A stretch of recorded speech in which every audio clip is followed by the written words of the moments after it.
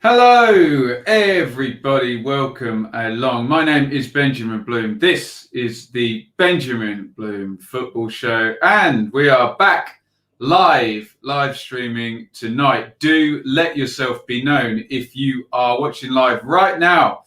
Get involved in the comments. Give us a thumbs up, and we need you in the debate as ever to figure out who the hell's going to win this playoff final tomorrow. We've got some transfers gone through. Want to get a little feeling on the Sheffield Wednesday thing as well. So we'll go through each of those subjects one by one. Thank you all for being here.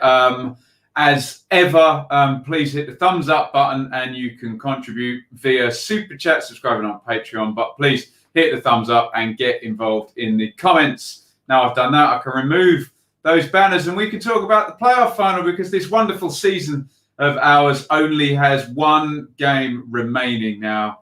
And it's the big one, isn't it? The playoff final at Wembley. Okay, there won't be anyone there, but the stakes are still as high as ever. Let's just bring up the snapshot there. Brentford versus Fulham. And I'm quite surprised by the in-for-goal projection there. 52% chance of a Brentford win, only 22% to Fulham. I know Brentford are the darlings of all metrics and XG and anything to do with numbers. Brentford always come out looking very, very strong. But I didn't think it would be that strong indeed. Right, can we do a quick little test here? We seem to have plenty of people in the chat. Can you give me a one-word answer? I'll count to three, and then we'll do it. So just one word, either Brentford or Fulham. Once I count to three, who you see getting through tomorrow night, full time, extra time, penalties, whatever. Who do you see getting through tomorrow? So one word answer,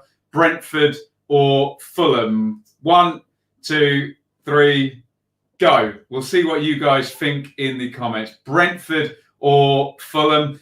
We'll go through a little bit more the tale of the tape and see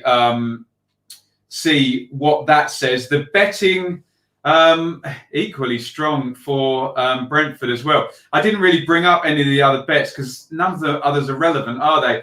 Brentford 15-8 to win the trophy, so odds against 6-4 for Fulham. It's a decent price given Fulham have lots and lots of good players. Let's just bring up and see what you guys are saying. Milo is down there with a Brentford. I'm just going to scroll up and we'll have a little look. Lots of people saying hi. I'm just going to skip by and we'll go from here. So Fulham, Brentford, Fulham, Brentford, Fulham, Brentford, Fulham. Is anyone keeping tally? This seems very even. Probably Brentford just edging it on our predictions here. Brentford, Fulham. Are they? Brentford. The answer is always Ipswich. Very, very mixed that. And I got asked about this a couple of days ago, just in informal conversation, nothing to do with punditry or anything. And I was like, flip of a coin. This one is so hard to call. The idea in my head is that Brentford are probably slightly a better team in terms of their pattern of play, but maybe Fulham aren't that far behind, and maybe they're better individuals. You know, speaking about Kenny and Mitrovic and Knockout, who have done things at a higher level. Maybe does that even it up a little bit? I don't know. Brentford play with a little bit more pace. Some would say Fulham are just patient. Some would say Fulham are patient to a fault. You've got the two top scorers in the division for either team as well. Although when we're talking about Mitrovic and Watkins, it's very much a case of Watkins is a good player in an excellent team, whereas maybe Mitrovic is an excellent player in a good team. Whether that makes any difference or not is inconsequential. But let's have a little look. Lots of comments coming in. We'll get to them. It always gets called the world's most valuable game. The figure goes up every year, doesn't it? What have we got this year? According to Deloitte, victory for Brentford would be worth about 160 million over 3 years, while a Fulham win would earn them 135 million. This rises to 265 if they avoided immediate relegation. Brentford would benefit more in what is the most valuable game in world football, as they have not been receiving parachute payments. That's a bit of a moot argument, isn't it? They're saying, in effect, Fulham going up actually costs them money in terms of parachute payments, which is a weird argument, I know, but I guess in hard fact it does. But hey, where would where would you rather be?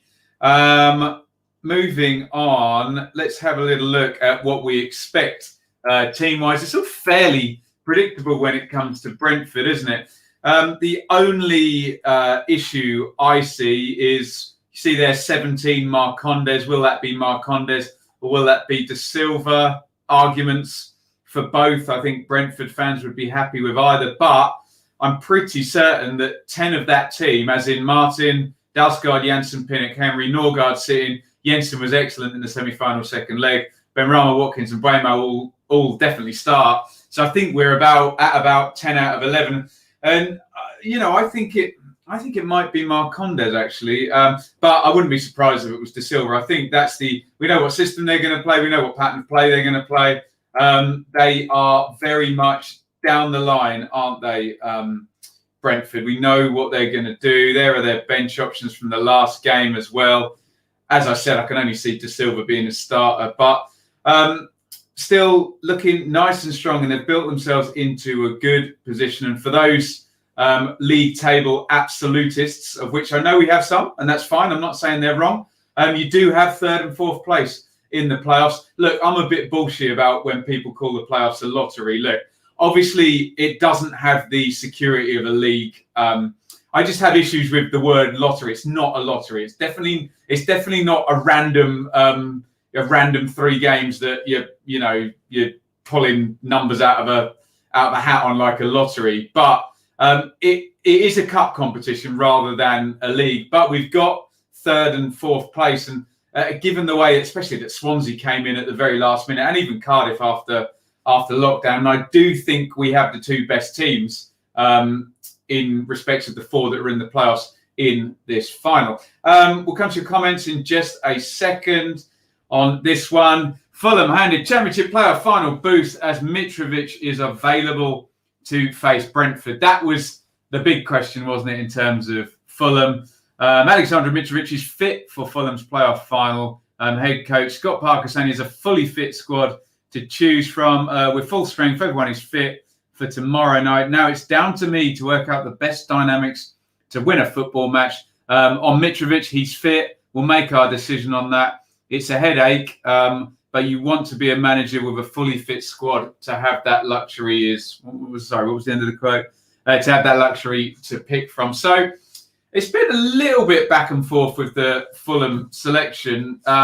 Only really in terms of, look, Onuma seems to have played himself into the team, and Caballero will likely not be in the team because Cabano's played well. There was Harry Arter on the bench in that last game. He was not, but Scott Parker has just said in that interview they have a fully fit squad to choose from. So that's another issue as well in terms of Harry Arter. And it's like Scott Parker says, do you pick the best players or do you pick the best team? Or, does one contradict the other and does one make the other? Who knows? Sometimes the 11 best players isn't actually the best team because it doesn't balance out. What I will say is we'll get a back 4, and it looks like Cyrus Christie's played himself in over Dennis Adoy. So Ruddock, Brian, Ream, Hector and Krissy will likely be the back 5. And then it's up for grabs, isn't it? Will it be a 4-2-3-1 or a straight 4-3-3? I know there's, in terms of actual where players go, there's not actually that much difference. Only do you have an orthodox number 10 further up the pitch, or do you have a rotating 3-man midfield like Brentford do? If he wants to match up with Brentford, then you could see a 4-3-3 type scenario. That would favour someone like Harry Arter, but The issue he's got here is if he goes 4-3-3, you don't see Kearney not playing in a playoff final. You know, even though people have said he's not been at his best, he's still Kearney, isn't he? Harrison Reed's been really good, and so has Josh Onoma. So you could go with those three, or you could put Harry Arter in, who is a more tenured player. Again, it's, you know, Arter is probably a better player than Onoma, but Onoma's possibly better for the team. And then also we need to factor in Bobby Reid as well, in respect. So if they go 4-3-3, you can imagine that. I think Mitrovic starts, doesn't he? If Mitrovic is fit, you play him, don't you? I think. I just cannot see the top scorer in the division being rested in the playoff final for team harmony or whatever. So I think you then have Mitrovic, you definitely have Knockhart, and then you have Cabano, or does Bobby Reid go in ahead of Cabano? It's an interesting one, isn't it? I think I'm down to about 9 of 11, and my not sure areas are involving Harry Arter, Harrison Reed, Josh Onoma, Naskins Cabano, and Bobby Reid. You need to kind of find 3 out of those sort of 5 or 6 players. If he goes for a 4-2-3-1, that edges towards certain players. But then do you put Bobby Reid in the number 10 ahead of Josh Onoma? I don't know. He's got an interesting selection. So there's definitely a lot more certainty in respect of that that Brentford team than there is the Fulham team. And really, I don't see, I'm assuming Harry Arter, being as he said, is fit. You don't see anyone in there starting ahead of any of those people I've mentioned. I think they're all going to be bench options. Even even Cavallero, you don't see him. He seems to be behind Naskins, Cabano, and Onoma and Bobby Reid in terms of that 3 off the front. Who knows, frankly? Should we have a look at your comments and see what you think in terms of these guys? Andrew says, Kearney been much better since the second half of the Cardiff game first leg. Definite starter.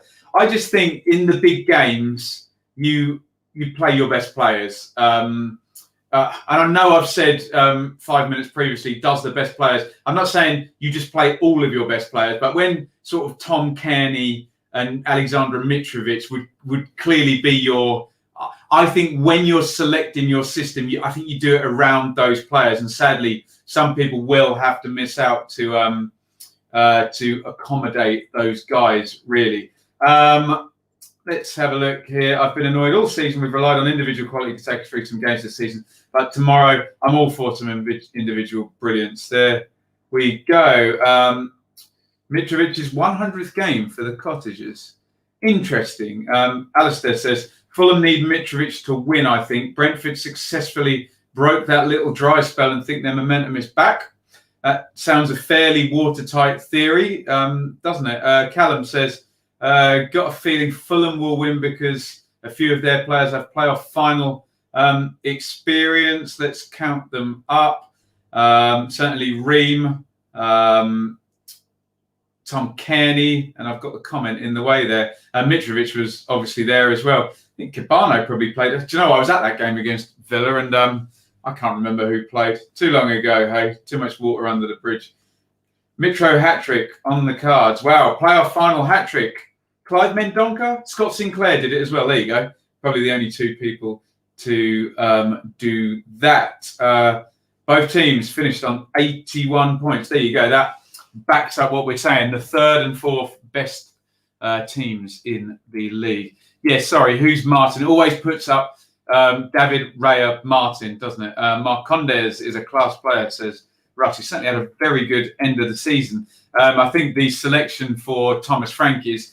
I think Josh Da Silva gets the rotation going better in the midfield in terms of all 3 of them and the synergy between the 3. I do think Marcondes, I do agree with Russ that Marcondes has got more kind of individual sass, hasn't he? LUFC Forever on Twitter says Fulham will need to bring their A game. First half at Elland Road. Yeah, they did play well in that, didn't they? Or Brentford will win easy. I don't think Parker has the vision to win matches, rather just the quality of players. Evening. Even if Brentford win or lose, they will lose so many good players. Yeah, that seems to be written into the plan. Chris, he's always here. Evening, Ben. Up the bees. Evening, Chris. Game balanced on a knife edge. Could go either way. Depends on which Brentford turn up. Either would be worthy additions to the Premier League. Thank you, Ben. Huge inspiration for the chat. Thank you. Keep them. Keep here. Keep here. Animation. Fosu. Late win off the bench in the 119th minute. He's completely outed himself, though, by having the Oxford badge there. 2-0 Bees. Mally says you have to start your best players. Yeah. And you know what these playoff games can be like? Can't they? It can be like nervy for 30 or 40 minutes, and then both teams, moving back away and saying, look, we just don't want to lose. And sometimes in these tight games, it is quality, isn't it, that gets you through. Mitch Richards never scored in the playoffs. Interesting. I didn't know that. So he is bound to score in the final. 1-1. Brentford on pens. Be a great game indeed. Awesome. Philip says, Watkins' playoff final experience with Exeter. Wonderful, wonderful. Baggies forever. Any thoughts on Mark Jenkins leaving West Brom? I think he was the chief exec.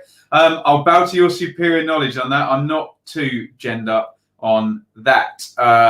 Right. Let's do a quick plug. And then what we're going to move on to, we'll move on to transfers. A quick plug, first of all, to say we'll be here on the channel tomorrow night for a watch along. Thank you, everybody, for the offers to be moderators. I don't want to draw attention to what happened the other night. I think a lot of you were here because I don't want to empower these people to think that we care enough about them and they have enough influence on our life. But we have got some plans, and thank you to all of the people who offered to be moderators. I was going to try it out with Russ tonight, but then I couldn't figure out how to do it in the 10 minutes I gave myself before the stream. So thank you, everybody. I may well be in touch if you offered to be a moderator. So if you are going to be around tomorrow night and you want to be ready to go in case we do get some visitors, let's just say, then get involved really, really quickly. Channel is just going absolutely amazing. So thank you to everyone. We have reached 11,000 subs, which is just absolutely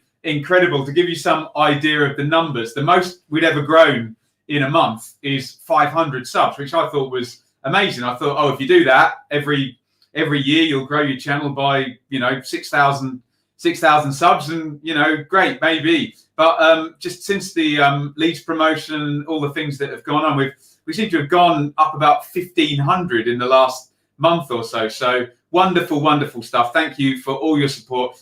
Just remember, financially, you can do this on Super Chat and on Patreon. I think we had 4 new Patreons within the space of about 48 hours as well. So thank you to all of those people. It's really, really going brilliantly. And as ever, if you're in these chats, you don't have to support financially. It's no problem if you can't afford to or you don't want to. Just hit the thumbs up button and get your comments going, get the debate going. But it's going absolutely fantastically. And thank you, everybody. Click the 3 dots at the end of a name, and I think you have an option. Let's see if that works.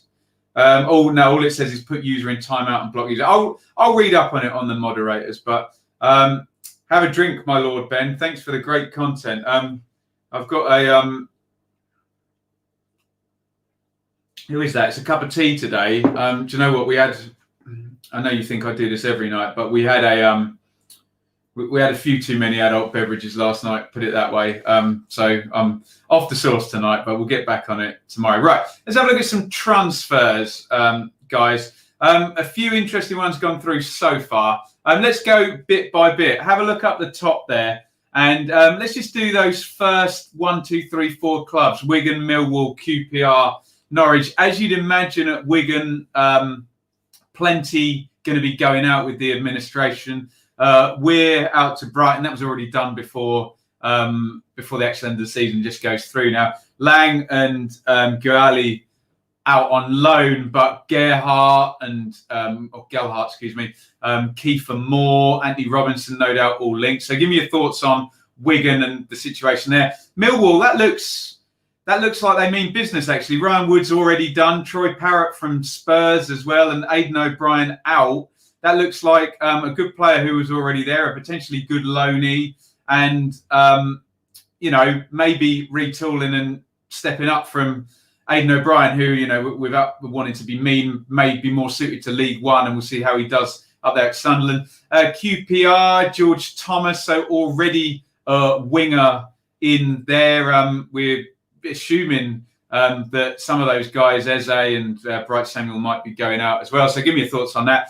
And then Norwich just really going for it already. We know players will go out from Norwich, but already Mumba, who's, I don't know how much he'll play, but he'll definitely be a squad fullback there, they're saying. Sørensen, who's a central midfielder. Placheta, that's a 2.7 million in the Championship now, is a lot of money. He's a wide player up top, pacey guy. Dennis will be a squad player, Soto probably too. And then Kieran Dowell as well, who we know very well in the Championship. So get your thoughts in on Wigan Exodus, Millwall, nice retooling, QPR possibly preempting an Eze or a Samuel out, and then Norwich and their mass splurge already in terms of 6 players in. So, get your thoughts in on that. Gelhardt is about to sign for us, says Callum. So I have heard. You would expect if Joe Gelhardt goes to Leeds, he'd be loaned back down to the Championship as well. So that might be interesting if that happens. Hit the like button, of course. My rules. Love your channel, mate. Mitro on the double. 2-1. Have you heard anything about West Brom wanting Woodrow? Because we'll need something big to replace him. No. I can imagine a few Barnsley players will be linked away, and I'd imagine they wouldn't be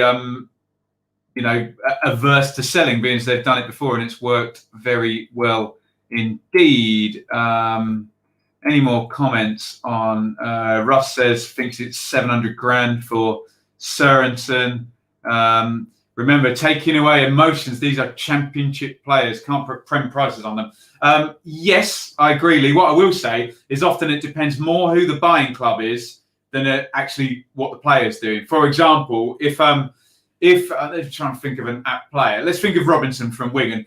If no Premier League club comes in and it's only, for example, Bristol City that bid for Anthony Robinson, he'll probably go for about half the money if, I don't know, not Everton because that's where he came from, but say Burnley go to sign him in the Premier League or Leeds or someone. So it can often, depending on, I always tier it up. If you sell into Champions League, happy days, you're going to make a fortune, i.e. possibly Ben Rama. If you sell into Premier League, like Josh Brownhill or whatever from Bristol City, then, happy days-ish as well. But if you're doing what my team Ipswich did and you always sold, Webster to Bristol City or Waghorn to Derby, not so much. Not so much. Let's have a look here. Scrolling, excuse me. Brentford will lose in extra time because Janssen gets sent off. There we go. I don't know about you guys, but Raya is underrated in my opinion. Well, I had him in my team of the year. So I never like overrated or underrated. Tell me who said what and what they said and why you disagree with it. But Poiqueta, oh God, are we doing pronunciation games again? Never win there. Michael, impressed by your Stranglers song. Any stuff by Rosalita on YouTube? If you type in V2007, I think you'll see some footage of me playing in Rosalita if you want to see some old indie. Chris, always good insight from Chris. Predicting anything in the Championship is almost impossible. I have a feeling in my water for Brentford. A worry for Fulham that they have 2 players with dodgy hamstrings. More to come from Norwich, asked Matthew. I would have thought so. Yeah, 2 or 3 more, I reckon, to be honest. I would say Bryce Samba is the best. He was on my bench, so we're not far off here. Not far off at all. Samuel, Eze and Manning will go. I agree with QPR forever there. Probably make loan deals freeze. And under 23 players in with chairs need to step up. Great comment. Yeah, that makes a whole load of, a bowl full of sense indeed. Ben, does Ollie Watkins 18 million release clause go if Brentford get promoted? I hope we sign him. I wasn't aware of a clause. I guess there'll be takers at 18 million, won't there? I wasn't aware of the clause. So if that's true, then I would have thought so. I'm late to the stream. So sorry if this has been answered, the Mad Penguin. But who do I think will win? I'm struggling with this one. I think I'm about 52% Brentford, 48% Fulham. But I really need to wait until I see the Fulham team. It wouldn't be like me to sit on the fence, would it? How do you feel Knockout will do for us next season? 1 in the Championship, 2 if we go up. It's hard to say, my rules. I think he was better suited at Brighton, where he was the main man. I've said that before on here, but obviously, you play from the centre and out to the fullbacks through Kearney and Reed, and there's other good players in Fulham. Whereas at Brighton, it was solid base and get Knockout on the ball, and he got. I think did he get double figures goals and assists that season? Brighton went up. I think he was a player of the season as well. But yeah. Jamie says, have you heard anything about Barnsley interested in someone who will make a change to me hearing about all our players linked away? I think for Barnsley, it's going to be sell first and then sign, isn't it? For a team like Norwich, who've just come down and haven't really spent on transfer fees while they've been up, and with a parachute payment on the way, they can spend first and then hold out for good fees. Whereas Barnsley, I think it might be the other way round. I wonder if Janssen will make the final about him. We'll see. Banana Tree Gamer, looking forward to your stream tomorrow. Yes, going to be fun. I can't wait. Voyou, Brentford 3-1 with a goal from Onoma from Fulham. Specific. He's in there as well.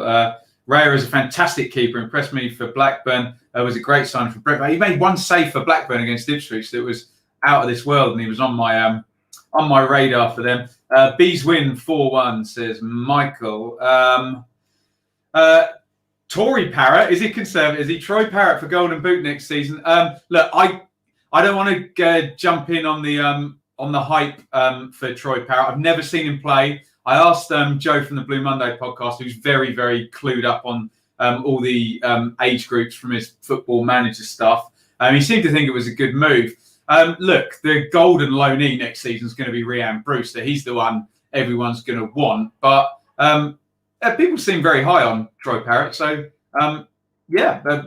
let's see how he fits in. Let's see how Rowett plays him as well, because he's already said anywhere across that, across the three, across the front, he can sit there.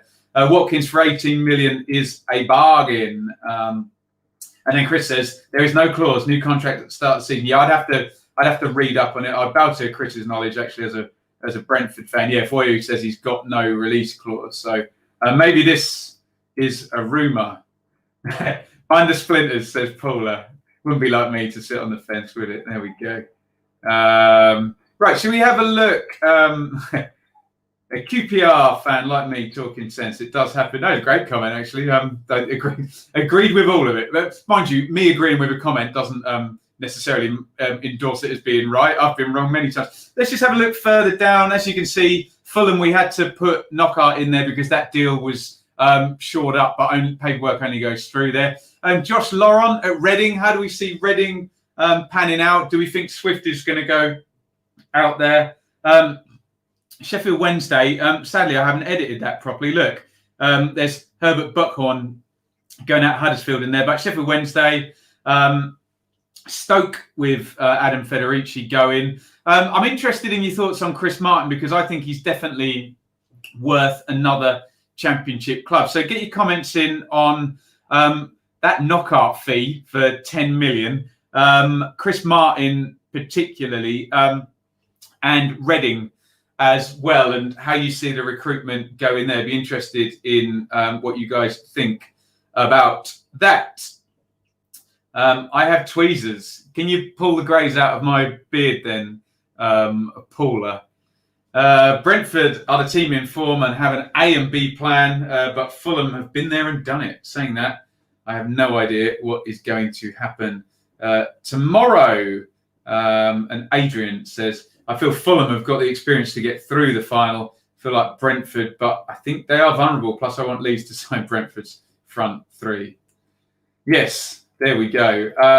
Any more? Oh, wonderful. We have a super chat. So we're going to drink to Juge for £2.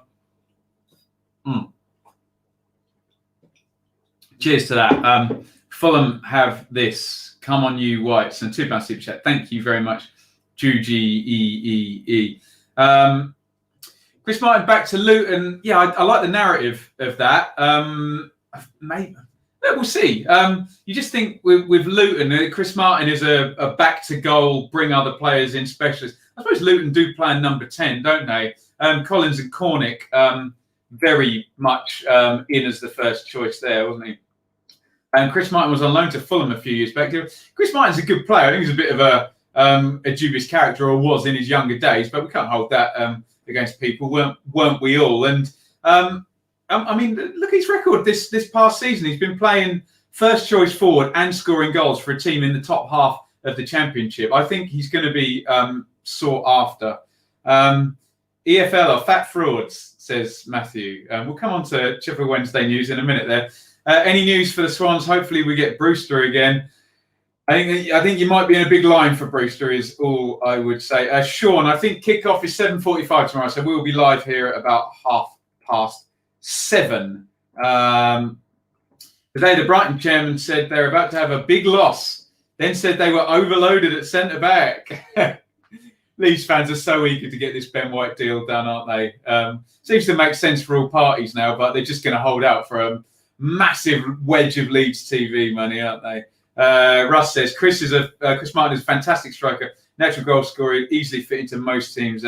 However, issue is he has an attitude. That is the narrative of Christmas Martin. Christmas Martin, if I want Brentford to sign Grealish if we go up, I bet you do. Ambitious target. There we go. Any more thoughts? We'll throw up a little bit more here. Will the live stream tomorrow start at 7? Maybe we'll go a bit earlier. I'll let you know during the day. We could either go 7:30 or 7:15. I don't know if I can talk for 45 minutes before the game. And we don't want our friends to arrive without mentioning them. Should we have a code for our friends? So they don't feel that we mention them in case we're being stalked right now for my words. Let's just have another little look just down the bottom there. Grant Hall, QPR to Borough on a free. Neil Warnock in free transfer of tall centre half with Championship experience. Shock. Erwin Mulder out from Swansea to Heronveen. There's another 4 Swansea players out of contract, and there's going to be a big queue for Mike van der Horn as well, isn't there? And then Bristol City, Matty Taylor out there. Give me your thoughts on Middlesbrough and what Warnock can do with them, and tends to do a fine job wherever he goes. Warnock, doesn't he? Who else were we going to talk about? Swansea. How many of those free contracts are going to go out? And please have a look at my video, because the season review on Swansea, very, very much a lot of evidence now of Swansea pulling the money in and not spending it over at least 3 or 4 years now. So the doomsday scenario is that continues and it goes one way. But hey, 6th place this season. What else was I going to ask you guys about? Bristol City there, not really much in that, but still waiting for a new manager and retooling there as well. The unwanted, says Banana Tree Gamer. There we go. You had an interesting view on Wednesday, Ben, and lost as well. I don't know what you mean, Matthew. Stick another comment in. Let me know what you mean. Michael, see Patreon's flying today. Keep it up. Full-time. So thank you, Michael. We will drink to you there. Wonderful, wonderful. Yeah, Patreon, really good today. Go and sign up. Troy Parrott to Millwall, last distant line. Yeah, exciting. Like I said earlier in the stream, let's hope he gets used and he's not out wide in this 3-4-3 thing that Rout was doing, and he actually doesn't end up covering back a lot. So we'll see. Where's Paddy Kenny and Sol Bama? Yeah, absolutely. Where am I looking here? Nicholas. I like channels like this. I feel like most of the more popular football channels don't care about the Championship. Well, there we go. Absolutely. I would have him back at Norwich. Same with Rhodes, but there's nothing more on the backup striker. We're apparently looking at Van der Horn. I'm sure there's going to be a lot of people looking at Van der Horn as well. Shall we have a little look? Let's quickly read that one. Matt Clark, Brighton to Derby. That'd be a good signing. You just have to worry about Derby and I think Derby will sell Bogle. I don't have any info on that, but I just have a hunch that they're going to need to sell someone. Oh, hang on. Everybody stop. Alex says, I heard Troy Parrott likes to play on the shoulder. Unbelievable scenes. What was I talking about? Matt Clark. I think that'd be a very, very good signing, but I think it'll cost, won't it? What's he valued at? 7 or 8 million to go to Brighton for? But yeah, I think that would work. I think McCarthy isn't a fan of Troy Parrott, Ben. That is a bad sign. Mick knows all. Yeah. Mick knows lots. I don't know if Mick knows all, but Cameron Carter-Vickers back to Spurs, but hopefully see him back in the Championship soon. Yeah, he's another Michael Hector type one, Cameron Carter-Vickers, isn't he? He just constantly loaned out over and over again. I think he needs to pick a club and try and get... I suppose the issue is he's probably on nice money at Spurs, isn't he? And like, no offense to Luton, but they're not going to match a nice juicy Spurs contract. Similar thing with Luke Garbutt, who we had at Ipswich, is like in League One on loan, apparently being paid the thick end of £25,000 a week from Everton. So of course you're just going to stay there and go out on loans every time. Can we get the Derby season review? I've got lots of season reviews to do, it says on here. But they are coming. I was going to do Cardiff next, but we'll see how everything goes. Like I said, a little bit worse for wear this morning. Take a bow, Alex. Give Alex a medal. I'll get me a coat. There we go. Whatever happened to Middlesbrough and Bristol City? They had shockers. Yeah, I'll do season reviews then. They are on their way. What is Ethan Pinnock worth now? I think we shouldn't get too excited about players who've only done one good season, but Ethan Pinnock is by definition now a top 3 team Championship centre-half, and he's played most of the season, and we probably expected Jean-Pierre to be there. So I think that, without knowing anything else, that starts at sort of 6 million, doesn't it? But if he was a bit younger, it'd be worth even more. What was he, about 28? So yeah, we will see. Let's have a look. Matt Clark own goal against us was legendary. Oh, it's terrible, wasn't it? Bless him. He was on the beach for that one, Matt Clark, wasn't he? A bit late tonight. I think tomorrow's final is very close to call. Personally, I reckon Brentford, says Mike. McCarthy signed Urin and Kulkov. That's a Millwall mid-90s reference, if ever I heard one. Mick McCarthy. There you go. I said it. Hip reckons. I guess we're talking about Ethan Pinnock there. Right, I've done 2 videos on this, so I won't say too much because we get into the weeds so quickly with people getting emotional on this. So hear me out, first of all. But there's 2 videos up on Sheffield Wednesday now, and the 12-point deduction. The first one I did literally half an hour after I heard about it, and I pretty much just laid out the facts. I didn't really give much of an opinion. Then that video, you can see, has 11,000 views and pushing like 450 comments. And a lot of people were sort of giving different views, and a couple of comments said that I hadn't really given a view. So I've gone back today and tried to explain around all of the Sheffield Wednesday stuff, and I've tried to formulate my views as well as I think I can. They were written down on a piece of paper earlier when I did that video, but I'll try and remember them. So in respects of what I'm hearing, a lot of it is if your position on Sheffield Wednesday is that you just want a bit of schadenfreude, you want a bit of chaos, you like a bit of drama when it's not your team, and you think it'd be funny if Wednesday would go down, fine. I know a lot of football fans are like that and they like to see other teams suffer, but that's not really for the debate, is it, as to whether this is the right ruling, the wrong ruling, the right amount of points, the right time the points are applied for, etc. So I did see a lot of comments, frankly, that were just kind of, oh, let's all laugh at Wednesday. I want Wednesday to go down, without really considering any of the info.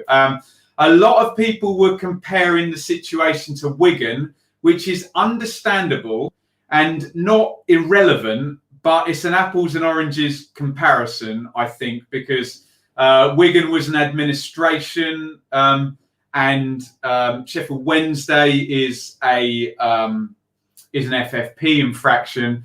I'm trying to think of two different crimes: driving without due care and attention and robbery. You know, they wouldn't have exactly the same punishments, would they? And they wouldn't be judged in the same way because they're two different crimes, aren't they? But they are similar. We're comparing apples and oranges rather than things that are totally distinct. But I did see a few too many comments saying, well, if Wigan get deducted points this season, then so should Sheffield Wednesday. And, well, it's fair enough to have an argument that Sheffield Wednesday should be deducted points this season.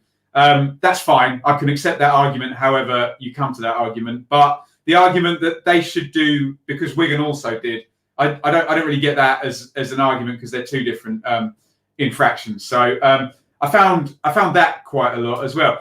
One thing that we did get to the bottom of was there was a big argument about when the points should be deducted.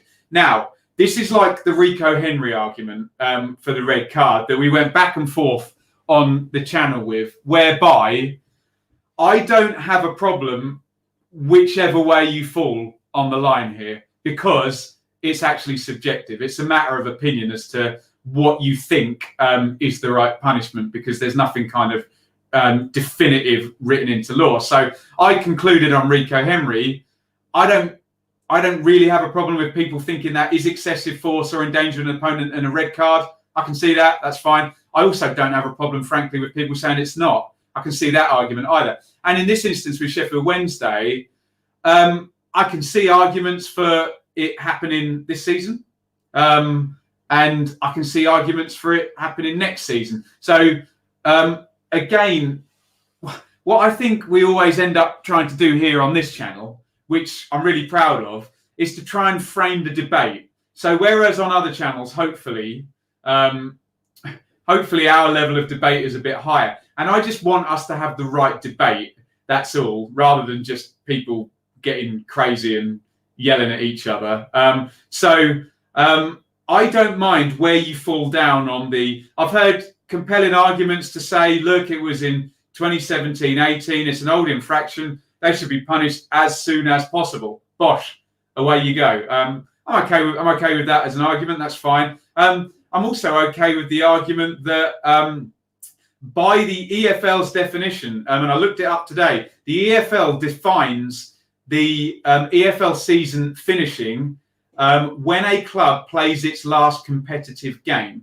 Therefore, the argument that the season is still active isn't really a valid one, because by the EFL definition, Sheffield Wednesday's season finished on July the 22nd, and then the punishment came through on July the 31st or August the 1st. So, look, I'll still accept an argument that says they should be punished this season. But if your argument is they should be punished because the season's still going, well, no, because the EFL actually has a definition for that. But again, like I say, I will accept both sides of the argument. The other thing I did see was comparisons with Birmingham.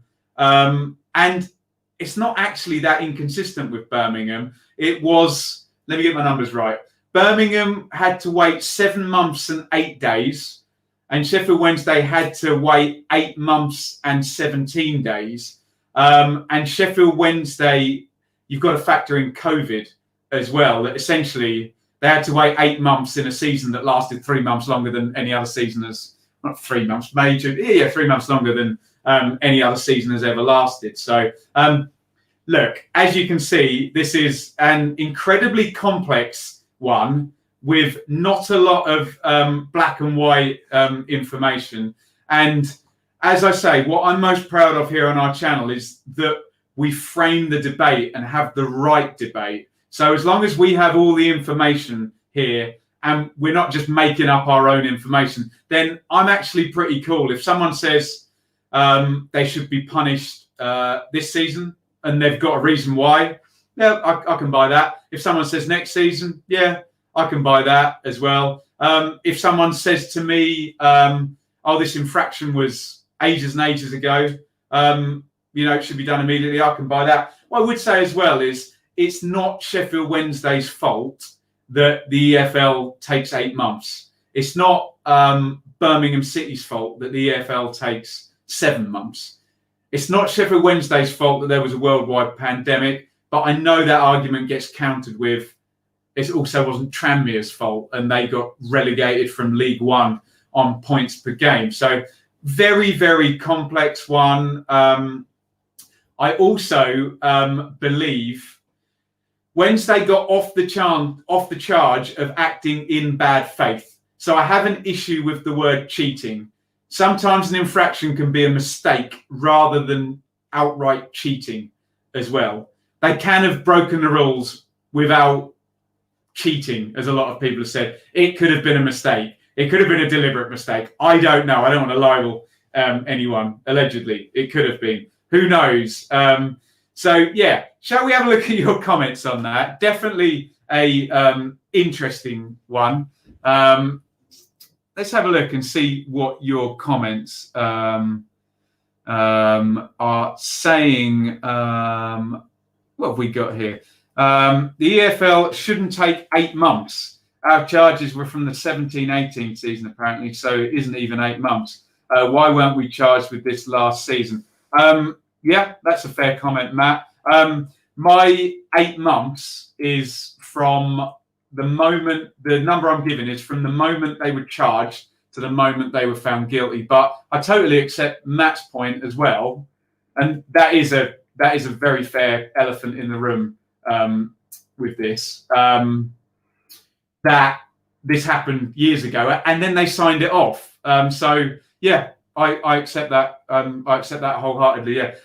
Mike, Ben, I was one who said EFL was not fit for purpose. To clarify my opinion, 1, the EFL fit and proper person test doesn't work and needs to be fixed with urgency. 2, the FFP system needs reviewing. There you go. How can you argue with that? Well said. Don't disagree with that in the slightest, Mike. That's why this channel is the best, isn't it? Ben, it was never a red card, mate. There we go. Look, let's not bring our opinion. Look, it literally wasn't a red card because it got rescinded, if you want to go in those terms. But as I said, I can see the argument is a subjective argument. Let's keep scrolling here. Side, not the letter of the law, but morally points should hit them this season. Bits, Ben, you're doing a great job. You cannot in this climate teach people common sense and to appreciate the work I do. They would rather point at you and criticise. I don't mind, honestly, Bits, I don't mind being criticised if it makes the debate go further. I would rather be wrong and 10 people criticise me, but now everybody is more aware of what the actual rulings are and what the, what that excessive force and Rico Henry thing. If all I succeeded in doing, even though I was wrong about that red card, by the way, if all I succeeded in doing was put that vernacular into everybody's language and they then go and debate it like that, then I would rather be a part of the debate and be wrong than be right and not bother engaging with everyone. So thank you. Matthew says, Ben, just accept you can't win this argument and move on. You're right, you can't win this argument. Matt says, if any club breaches FFP, it needs the charges and hearing done and dusted by Christmas at the latest, ideally before the season starts. I think we can all get behind that as well. It would be very, very helpful for them to put in place something like that. If the charge is made before Christmas, the points will apply this season or end of year. If the charge is made after, it will be applied to next season. The only issue with that, I will say, is sometimes we need to factor in, sometimes people are tardy getting their accounts in, aren't they? And Sheffield Wednesday have been guilty of being late with their accounts before or using legal loopholes to get their accounts in. So if, for example, someone got off with it because they'd submitted their accounts late and it went past, that would have to be worked in. But of course, I agree with Matt's call for clarity there. Lee says, this is more of an accounting issue, right? Does it need 6 months to review accounts? No, probably not, frankly. And I personally, though, I don't think it would have been fair on Birmingham if, for example, they only took 2 months to do Sheffield Wednesdays rather than the 7 months. Do you know what I mean? I don't think that'd be fair on Birmingham because they would have had a much longer window to plan for it. Do you know what I mean? I think what Matt says, if they come at the start of the season and say FFP will be judged by this point, if you're found guilty, this will happen, X, Y, Z, and away you go.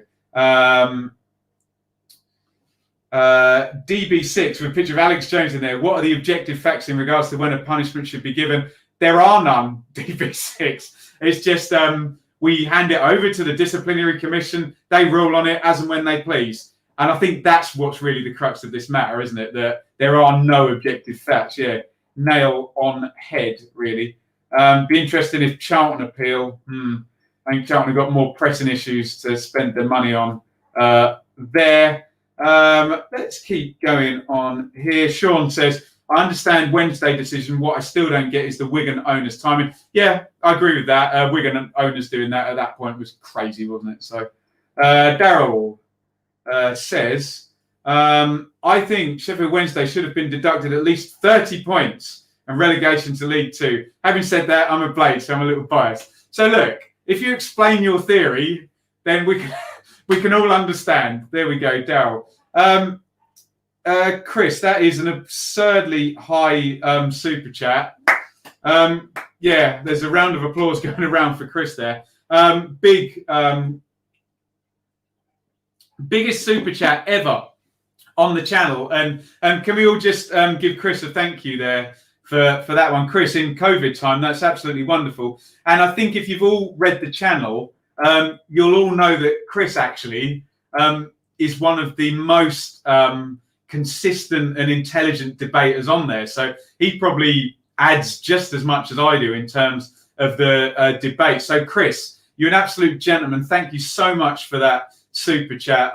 Let me know on Twitter if I can meet up and buy you a pint to say thank you. Really, really kind. He put an extra 0 by mistake. Everyone saying, this is such a great community here. Everyone's saying thank you to Chris. I understand that I don't have a job and what that means for the channel. Chris, I'm truly, truly humbled by that. You're a very, very kind man. And you can see the, that's very, very, very humbling. And what I love actually is that Chris does that and everyone's like, great for the channel. I can't really say any more than that. You guys are awesome. I was going to swear then, but I won't. Let's have a little look here. To me, the fact the rule breakage was so long ago, the punishment should be as soon as possible. And if they want teams to really show effort, be serious. Yeah, that's an argument that makes some sense, isn't it? So I know essentially what you got in the first video was a lot of Sheffield Wednesday fans arguing for it to be next season. And some of them were giving sensible answers, but some of them were arguing it because they didn't want relegation, which is understandable, but not the prism that the EFL would have looked at it through. I can't argue against what Stephen's put there. That makes some sense, but they need to put it down in objective black and white, don't they? King Apple, blame the EFL. A lot of people do, don't they? Calm. Sheffield Wednesday should have been given the points deduction this season, even with COVID. At least they're still getting the 12 points penalty next season. The Championship being poor in terms of next season. Who do you think the biggest club is? Wow, club size. Forest? I don't know. Sheffield Wednesday for history. In terms of turnover, it's Norwich, Watford, or Bournemouth. But people don't class turnover as meaning big, do they? Hi Ben. Were Wednesday charged with overvaluing Hillsborough? Was it just Derby? Wednesday were charged. Let me get this right. With put in the stadium. They didn't overvalue it. They put it in the wrong year of the accounts. So they put it a year, I think one of the Wednesday fans will correct me, I think they put it in a year too late, whereas Derby have been charged with overvaluing Pride Park. That's my understanding of it. Duncan, incredibly unfair, and all the teams at the bottom, they at least should have been told before the end of the season any points deduction would be next season. That sounds fair enough, doesn't it, from Duncan? And that's why what Matt was saying earlier would be smart, wouldn't it? Some kind of deadline. FFP is charged on a rolling yearly thing. If you haven't been charged by January the 1st, then it rolls over and your points deduction will be next season. Just write it down and then we're all sorted and we don't get this and everyone knows where they stand. No matter how old the infraction or when it gets picked up, if you're charged by January the 1st, it's then applied onto the season that starts the September of that year. Yeah, would that work? Something like that would help, wouldn't it? But There we go. It's almost like, and we get this in legal terms, if you ever read a legal document, they're as vague as they possibly can to give themselves as many outs, aren't they? But there you go. Any more on this? Let's have a look. Callum, it would have been unfair to take the points away now because they didn't know that they had to push on, whereas Wigan knew. That's a reasonable argument as well. That if you're going to argue that it's unfair that Wigan got them early, you can then argue also that it's unfair that Wednesday got them late because they didn't know about it. So, yeah, you can't have it both ways, really, can you? So, fair, very fair comment there. Liam says, what do you think the current situation of Bristol City? 4 weeks since Lee Johnson seems to be taking too long. Yeah, I thought that was nailed on to be Chris Hughton, but now I suppose we've got Paul Cook and Eddie Howe available as well. So interesting, very, very interesting. Matt says, Ben, the club accounts published at Company's House are different from the accounts that go to the EFL, are they? Oh, God. That just thickens the plot even more, doesn't it? Is that a Leeds badge on your shirt? Where? Nowhere, dearie me. Paula, Ben, sit on the fence and let the experts in the comments sort it out. Hey, you lot are good. You lot are good. I'll just set the debate up. Lee says, thing is, Sheffield Wednesday know what they are doing when submitting accounts. That's an assumption, Lee. The dates were wrong to miss FFP. So for me, being fair on points of action, that's obviously Lee's view. He may be right, but we can't accuse Sheffield Wednesday of that without any evidence. We're just going to go to Chris's super chat one more time. And then there's a whole slew of comments giving Chris slap on the back there. What a guy, Chris. Absolutely tons of them. Brilliant, Chris. Stephen says, frankly, the FFP rules are not for purpose. They're just a joke at this point. Completely needs to be reevaluated. They are not fit for purpose yet.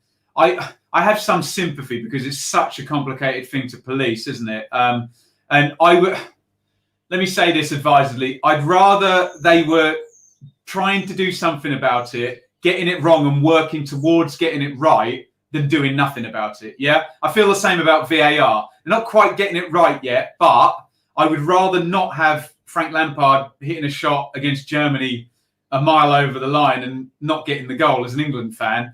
I'd rather they tried to sort it out and had some teething problems than did nothing. But yes, it's not really working thus far.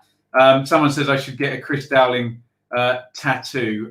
God, that one was too painful. So a couple more here as we come up to the hour mark. As for Wednesday and FFP, I believe the points should be given the following season regardless, and the three worst teams should go down. Not given an excuse to stay up. Yeah, bits, I would be fine with that if it was written into the Constitution that says at the point you are punished, it goes towards the next season.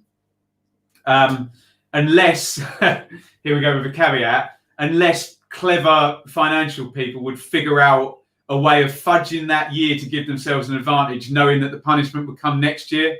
We've had all these instances of clubs getting promoted and, spending way over and being out of jurisdiction and things of that nature. So, tricky. Chris says, technically the season is not over till tomorrow. Well, Chris, we have the EFL definition on this, and for 22 of the 24 clubs, it is over because the EFL has decreed by definition that a club's season finishes when they play their last competitive game. So, for example, Cardiff's season finished as they lost at Fulham. Swansea's season finished. So it's almost like you finish in playoff losing order, don't you? But it's very clear in the EFL rules that unless you're one of the four playoff teams, your season finishes in terms of season as a definition in the EFL guidebook or rulings or whatever. That finishes at 46 games. And then as and when you're knocked out of the playoffs, that's when your season finishes then. And that's why we now all know, or rather you may have known already, that's why the EFL waited until after July the 22nd to have this hearing because they knew that by their laws, by their definition, by their ruling, Sheffield Wednesday's season had finished. Jordan says, Matt Cash worth 15 million. I really find it tricky when a player has one good season in the Championship and then they're all of a sudden worth 15 million. That might be me struggling to get my head around it, not because they actually are worth 15 million, but I just need to see 18 months, 2 years at second tier level to be worth over 10 million. But hey, a star's a star, and he looks like one, doesn't he? So, Russ, the decision has been made, and supposedly the club was aware. It was simply not yet announced to the league or wider public. A-Up says, look at all these unqualified people talking about football and football news. How dare you? A-Up is obviously taking the mickey a little bit because I was told on YouTube by someone that I was a barrack room lawyer. Therefore, if I'm not a lawyer, I shouldn't be talking about it, which is utter nonsense, isn't it? And A-Up and I had a conversation on Twitter about this. It's like saying that none of us should be allowed to talk about football because none of us played professionally. So we should all just silence. No, absolutely not. I judge people by their ideology. And hey, you could be a tramp without a homeless man, without a pot to pee in, and I can learn something from you. I've met plenty of wealthy, high status people who talk out their behind. So yeah, I agree with A-Up muckers. And we're all entitled to an opinion as long as we get our facts right in how we're framing the debate. And as long as we're not mean to each other, then long may it continue. And that was what I was trying to get off my chest earlier today. We'll do a couple more here. Matt seems quite clued up on this.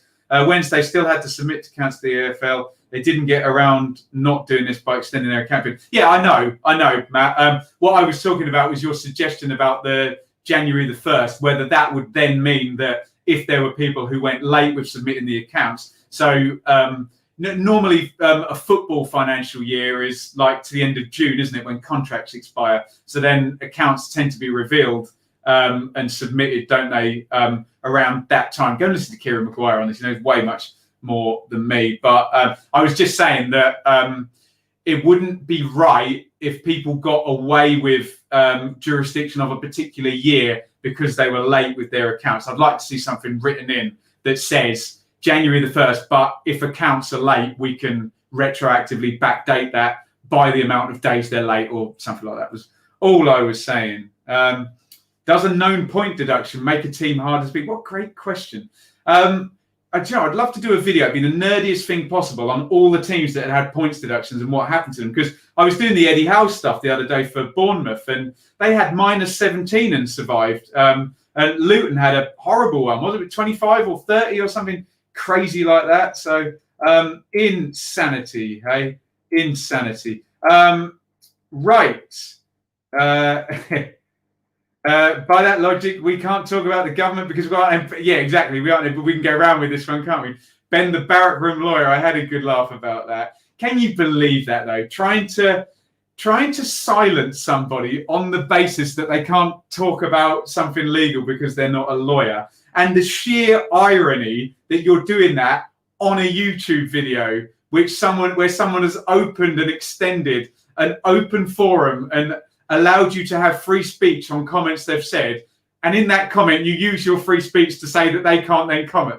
Unbelievable. 2020, everybody. 2020. Deary me. Ben should become a football player's agent. Hey, I wouldn't mind the 20% or whatever they get, but there we go. Right. And we had -15. We won our first 7. No way. Can someone smarten me up on these points deduction things? Because it sounds fascinating. I love Paula's question. I love that. Does it actually make you play better? Do you just go into immediate, I don't know what you would call it, immediate us against the world mode, and it's like you're 3 games from the end of the season all season, and you actually your stakes are very much clearer to you before everybody else's. But there we go. Philip says, unlikely I know, but how would the EFL treat a club that went into administration after the last day of a regular season, but with their games to play?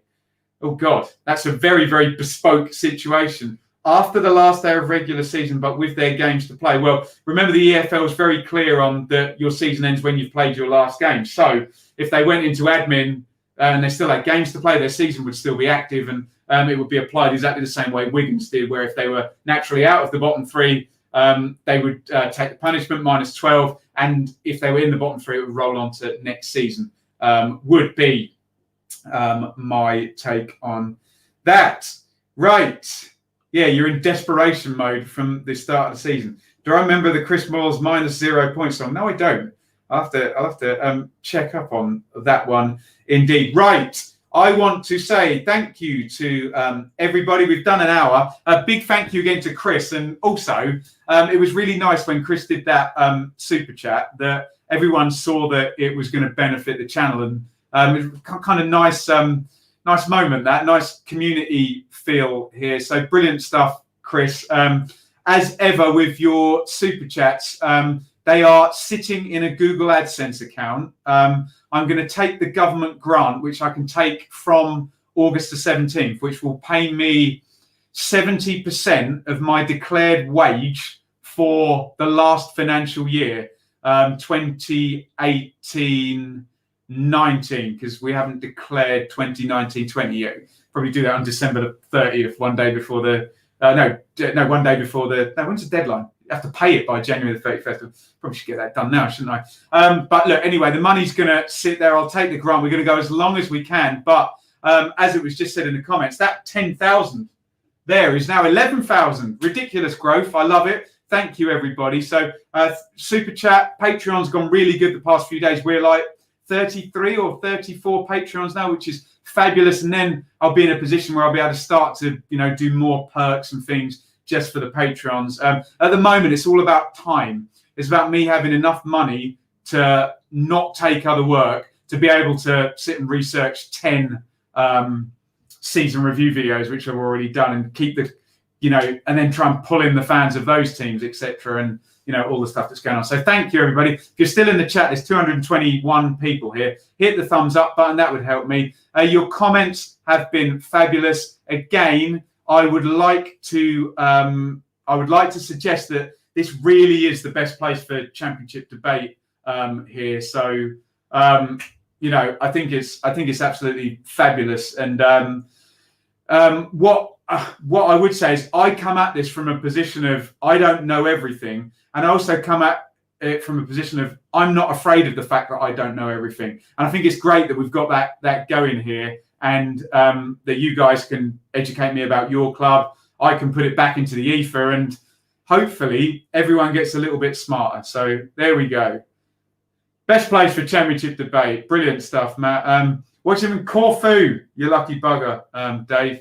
There's Shaylee. She's finished her massage. Go and subscribe to Shaylee on Instagram there. She has a job, by the way, so she can afford the masseuse on her knee, which is hopefully better now. There was another super chat came in that I must acknowledge really, really quickly, and it was Bits. So we drink to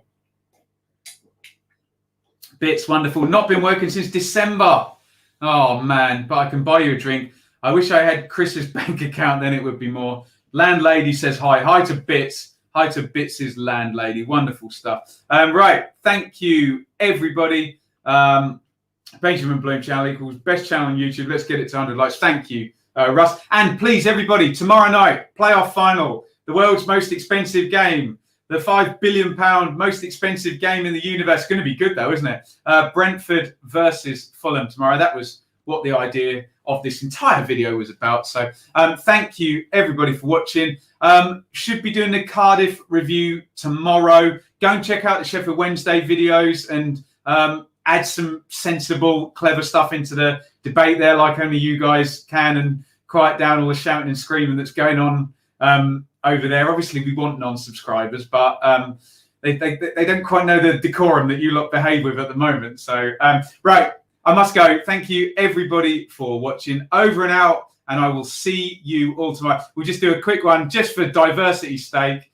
Night, Chris, up the bees. Night, Colm, come on, Fulham. There we go. We've got all the bases covered. Right, thank you, everybody, for watching. Over and out.